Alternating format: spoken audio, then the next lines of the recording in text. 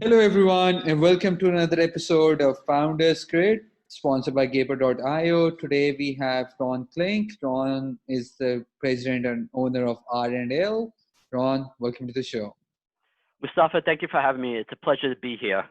So, give us a brief background on what you've been doing for the past 10 years.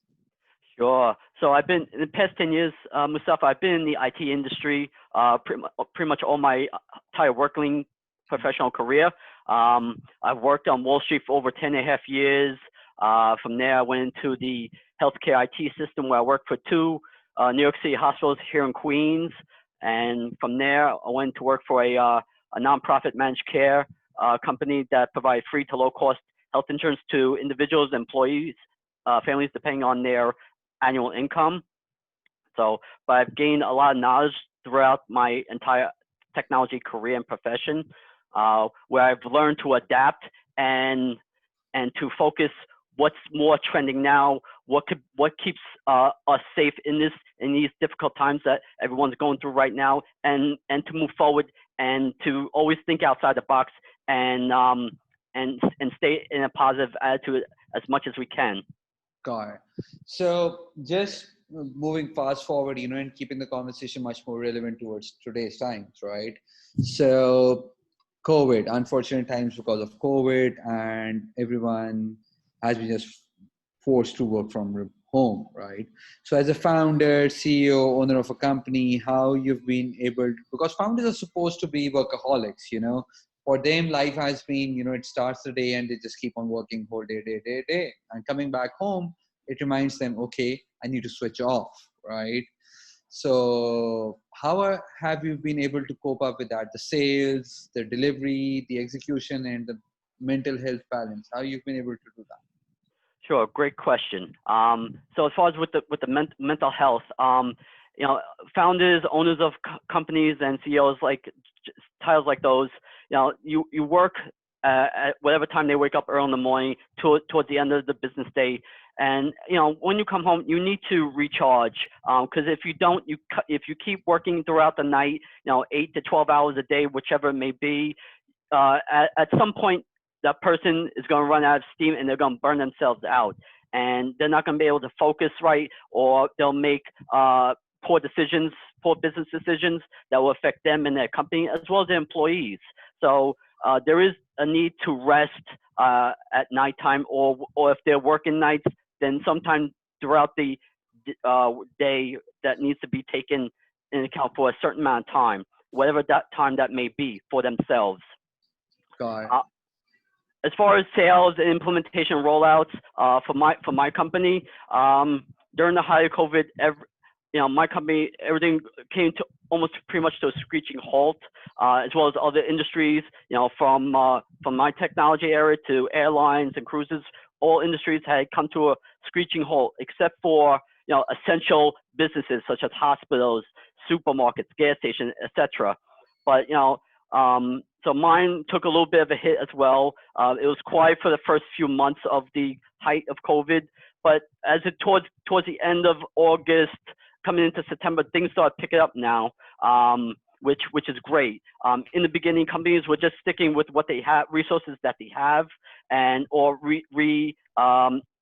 connecting with their current provider and renewing their contracts with them, who they have, instead of going with a new service provider.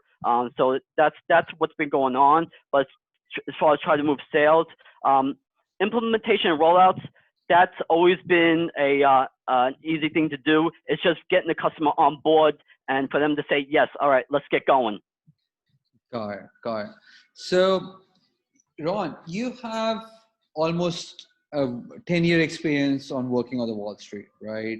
So finance, banking, insurance, they've been the most conservative in every field, even getting rid of a tie from the financial sector has been a challenge for the last 5 years, and let alone talk about technology and cloudless servers and, it's just. So now, because of COVID, everyone was forced to go remote, right? So do you think once the world goes back to normal, the financial sector would be much more receptive towards the technological changes, or they would just go back to be what they do?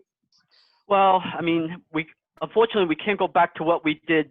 Everyone's doing pre-COVID. Um, we've been put into a new type of environment, and as I said before, we need to adapt and we need to acknowledge what we're in right now and learn how to go about our new normal lives. What people say, the new normalcy here in the world.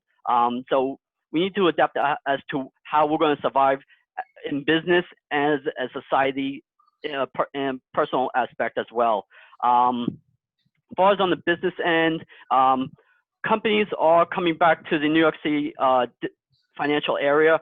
Right now, about less than 15% of companies are back in the New York City area in their office environments.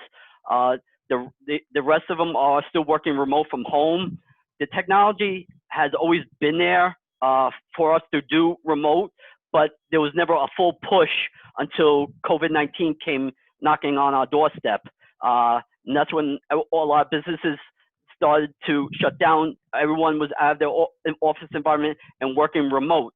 From a business standpoint, even from an educational standpoint, from all the New York City public schools, everyone had to go do remote learnings, and that had to be done on a fast track. Now, within a week or less to get technology up and running.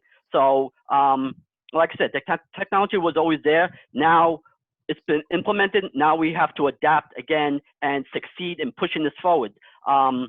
Yes, going back to in-office environment is good. You miss the people, speaking to people in person, the collaborations, and the atmosphere there. That's something that everyone has missed for the past 6 to 7 months. But now doing video chats such as Zoom and other similar video platforms, it's at least giving us some type of positive outlook to go on. But when we get back in person, it's going to be even better, and we're going to be stronger and more positive than ever before than we were pre-COVID. Guy.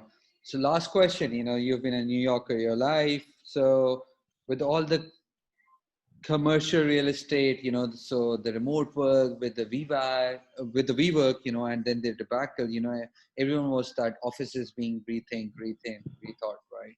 So now with all that commercial real estate becoming available, what do you see? Do you think offices will be back, or what's going to happen with all this real estate? Well, as far as I'm not a real estate agent, but from what I know of in the commercial area, like I said, less than 15% people are back in their office. Companies, especially big companies like Microsoft, Facebook, Google, companies like that, even small to medium-sized businesses need to reconfigure their office space. So, and a lot of people are staggering their working hours, the different days that they go in to adhere to their company's procedures and policies, such as social distancing, being 6 feet or more apart, in that sense. So there's definitely a reconfiguration of office equipment, either the need for smaller or bigger space.